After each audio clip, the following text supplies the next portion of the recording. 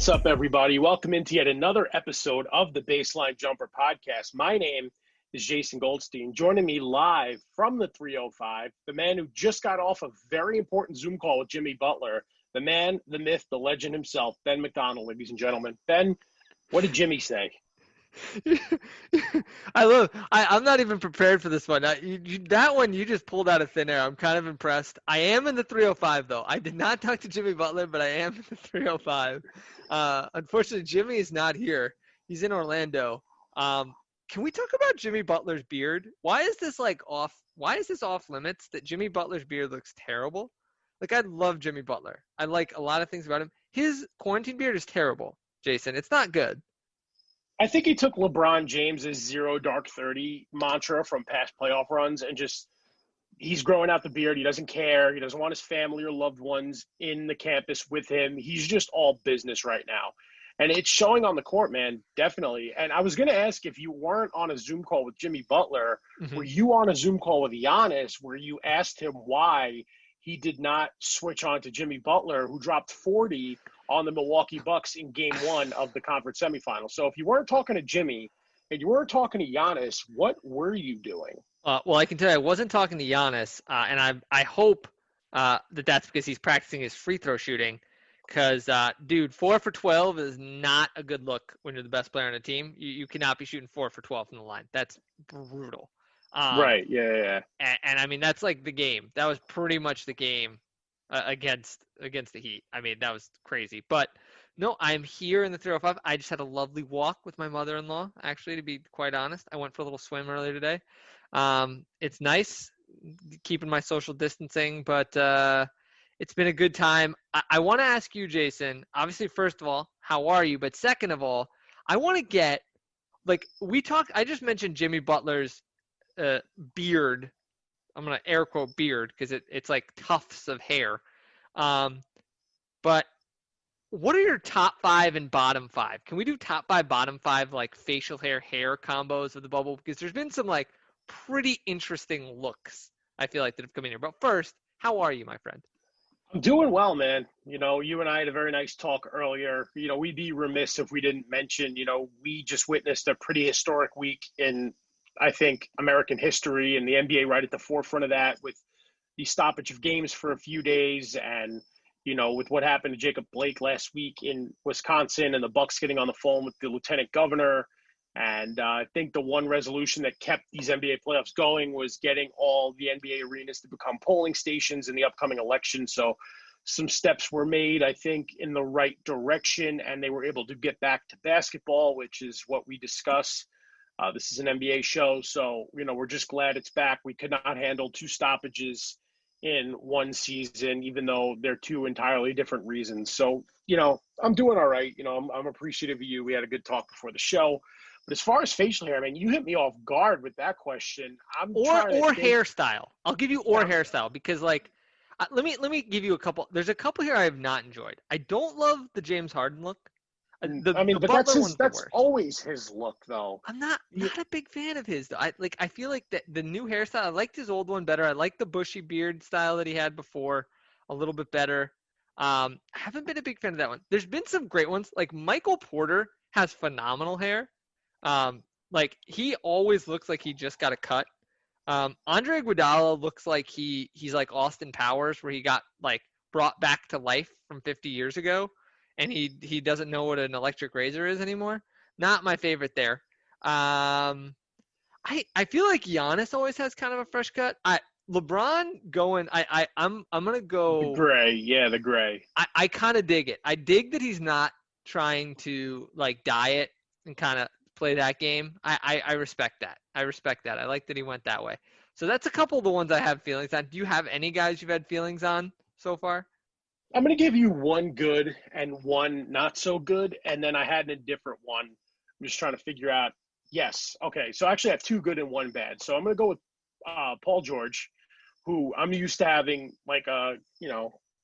kind of a skin top fade, and he's just letting it grow out. And the biased version wanted to say Jared Allen because his afro is very impressive. And I know the Nets are long eliminated now. So I'm going to go with Paul George, good hair on top. I think, he looks pretty good with the longer hair on top. I'm going to go with Fred VanVleet as another one whose beard is just Ooh. growing in perfectly. It's full. It's, and he's playing lights out basketball as well. And then the one, I guess, not so good for me would be Russell Westbrook. I don't know what he's doing. And I think whatever he's doing style wise is causing his massive amount of turnovers that, occurred in game 6. But we'll get to the Western Conference in a bit. Um, yeah, I mean, those are the ones that stick out for me. You know what this reminds me of? When you watch like the first NFL preseason game in normal times and you see like all the guys with their farmer's tans, because they're out in the sun and training camp practice. And then by the end of the season, they look like their rookie Yep. trading card again. So this is like off season mode for these guys. And what's interesting is like there's a barber shop on campus, Yep. especially now with there being 10 teams left. And families starting to come into the bubble, especially in the East now, because they started the second round, so their families and loved ones are on campus. Like, you know how easy it would be to get a barber appointment? I just think some of these guys are so locked in on making a deep playoff run, considering how hard these conditions are for them, that they just don't have time for a haircut or a beard trim right now. And you know what? I'm digging it. I think Jimmy Butler should have taken some of the money he invested in that coffee business and maybe gone into the barber business because he could use it. But, some of these guys, like Russell Westbrook, I mean, first of all, I'm going to start by saying, first of all, you have a phenomenal beard. Your beard is like an 11 out of 10. And I can't grow facial hair. So I don't know why I'm criticizing Russell Westbrook. He could, not to mention, some of these guys might have like hair issues that we don't know about. So I don't want to get too negative. Just like with Jimmy Butler, I know Jimmy Butler. He played on my team for a long time, and I've seen his various hairstyles, and he's just decided that he wants to do his Jimmy Butler thing of like, I am locked in so much that I like can't shave, which I've always thought is kind of a silly thing. Like you're so locked in for the playoffs that like shaving for 20 minutes is like too much effort. Like, I mean, I don't know where the line is. Like, are you showering still? Like, where do you put that line? So, anyways, I've always thought that one's kind of silly. He's just a different dude, Ben. I mean, he's a huge country music fan. Huge. And I love that about him because I'm also a big country music fan. So there was one video that surfaced last offseason after Jimmy Butler signed with the Heat that he was just blasting Luke Combs, who's one of my favorite country artists and knew all the words. And he's friends with Mitchell Tenpenny, who's my favorite up-and-coming country artist. So Jimmy Butler is just that dude. And getting back to basketball, I mean, he was heavily criticized. I've even said, I don't know if he's capable of being the alpha. I think he, before the showing in the playoffs, he walked and talked like an alpha and played like a beta. I think that's changed, given this Heat team, which I know neither of us think they are as talented as they look. They are just clicking on all cylinders. We mentioned conditioning being of the utmost importance in Miami, where you are right now, and just stressing how hot it is all the time and the fact that they're just ready to play. And I think that helps this Heat team. And I think it's an unfair shake because I think the Bucks might be a tad distracted right now because of everything that's going on in their home state. But it's been one game, so let's do an overreaction. I mean, are the Bucks in trouble? Yeah, I mean, I was going to say, I think we should pick just a couple storylines for today. We're coming in here hot, kind of doing this one a little off the cuff. There's been so much going on. I mean, let's start with the Bucks. You don't reveal our secrets, Ben. I'm all about transparency these days, Jason. But I'll take that Bucks Heat game 1. I think this is going to be a close series. I think this is going to be very, very close. I will say there were some warning signs for the Bucks. First thing is Budenholzer has just shown that he'll make the adjustments he needs to, but he takes way too long to do it. Nate Duncan made this point with Danny LaRue on their podcast last week about how we often think about coaches as being ones who don't adjust versus ones who do, but in actuality, it's more like the ones that adjust in enough time. I think that's a really key insight when you look at Budenholzer.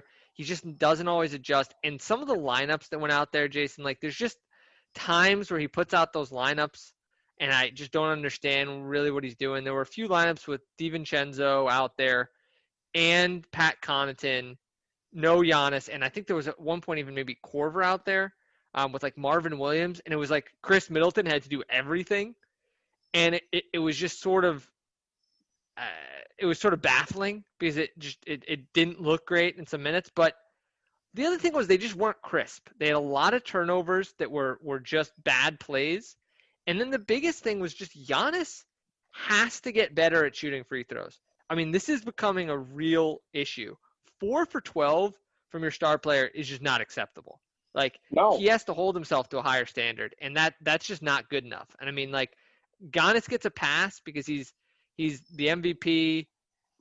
He's this great player, but he has to make his free throws. And missing 8 free throws in a game that was that close, that was just nip and tuck. I mean, it was a 1-point game for large portions of the fourth quarter. The Bucks were up for most of the game, and those free throws absolutely killed them. And Giannis just has to be better. He has to hit his free throws. The free throws are concerning for sure, but what concerns me more was, this man is the newly crowned Defensive Player of the Year, likely on his way to a second consecutive MVP award. And with his lack of willingness to D up on Butler, in crunch time, where the Heat dominated that game start to finish. But then after the game, when he was asked by a reporter about why he didn't play defense on Jimmy Butler, and he got defensive and said, like, why are you asking me that question? That's not the type of behavior you expect of the reigning MVP. If you're a Michael Jordan, you're a LeBron James, a Kobe Bryant, a Dirk Nowitzki even, you relish in those moments. That's where you really shine. And to me, that was a bit alarming, but I'm willing to give the Bucks the benefit of the doubt given everything that's going on off the court.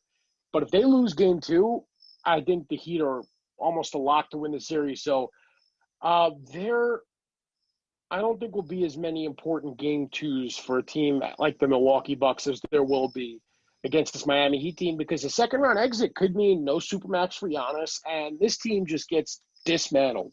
That is how important this series is. I think it's key to note that I think one of the reasons why he might be getting frustrated with that question is that there's a lot of good things about Coach Budenholzer, and I don't want to take away from him because I feel like I'm always kind of bashing on him. He has a great system. He does a great job of putting guys in a position to succeed. And as a regular season coach, he's great because he really gives guys a role and he lets them stick in it. And like Popovich, he doesn't overplay his top guys, so he really lets his bench players get into a groove, which really helps their development. And that really helps. And he's good in general at making the system work for the guys he has. However, he's also a very, what I'd like to call like a top-down coach. He makes decisions from the top, and he's not always very flexible. And one of the things you notice in this game, Jason, is that they switched the defenders on Butler constantly, and it didn't always seem like there was a rhyme or reason to it, to be quite honest, because Wesley Matthews started the game on him, and he did the best job of any player on the Bucks probably the entire game. He did a great job on him. And it was clear that Butler was having trouble, and then he didn't go back to it. And you could almost see, and I don't want to get too much into this because I could be wrong, but it seems like Budenholzer had an idea in his mind coming into the game of how he wanted to defend Jimmy Butler. And what I think is frustrating is he didn't see the results in the game and adjust to them. And that's kind of the thing that I noticed with Budenholzer a lot, is he just doesn't do that. And it's really frustrating to watch because, as you said, I think Giannis is actually frustrated because he probably wants to guard Jimmy.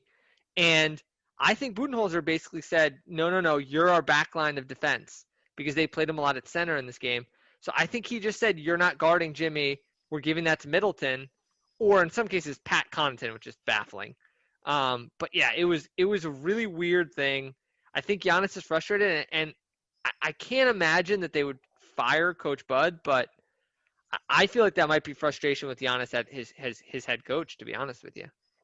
I mean, there's two sides to this, because the Bucks also lost game 1 to the Magic and fired all 4 straight. And I know that the Heat are a much better team than the Orlando Magic are, but there's just such a big emphasis on this game 2 for Milwaukee with the way Butler's playing, with the way the guys surrounding him. And Butler's saying all the right things, like he straight up joked to his teammates, so like, look, there's a stretch where I'm not passing the ball, but the next game, like, I want it to be Tyler Hero or Goran Dragic or Bam Adebayo, and just giving credit to his teammates, and just the fit of that roster with the veterans, Andre Iguodala, Jay Crowder. It's just a good fit. So I'm very interested to see how that series pans out. But it could be a case of the game 1 blues for the Bucks, or it could be the Heat of the real deal and the Bucks are in trouble.